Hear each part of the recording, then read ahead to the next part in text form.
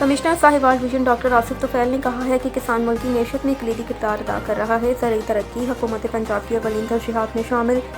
زرعی شعبے کی ترقی اور غذائی خود کفالت کے لیے کسانوں کی بھرپور سرپرستی جاری رکھی جائے گی۔ ان خیالات کا اظہار साहिवाल میں پیداواری مقابلہ گندم 2025-26 کے کامیاب کاشتکاروں کے اعزاز میں منعقدہ تقریب تقسیم انعامات سے خطاب کرتے ہوئے کیا۔ تقریب میں ممبران صوبائی اسمبلی ملک قاسم ندیم، ملک محمد ارشد نے خصوصی شرکت کی۔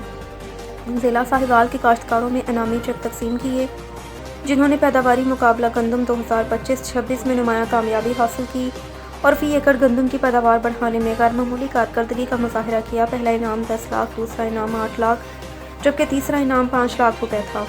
اس موقع پر کمشنر साहिवाल ڈویژن نے کامیاب کاشتکاروں کو مبارکباد پیش کی۔ کہا کہ زرعی شعبے کی ترقی، غذائی تحفظ کے حصول میں کاشتکاروں کا کردار انتہائی اہم ہے۔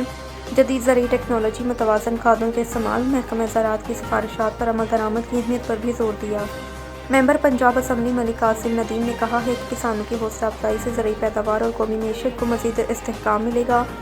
حکومت پنجاب نے زراعت کی بہتری کے لیے متعدد پروگرام جاری رکھے جن میں کسان card, green tractor scheme, tube wells کی سولرائزیشن شامل ہیں۔ ایم پی اے ملک محمد ارشد نے کہا کہ وزیر اعلیٰ پنجاب مریم نواز شریف کی قیادت میں حکومت پنجاب جدید زرعی ٹیکنالوجی کے فروغ اور کسانوں کی فلاح و بہبود کے لیے عملی اقدامات کر رہی ہے۔ تقریب میں محکمہ زراعت کے افسران، متعلقہ اداروں کے نمائندگان اور کاشتکاروں نے شرکت کی۔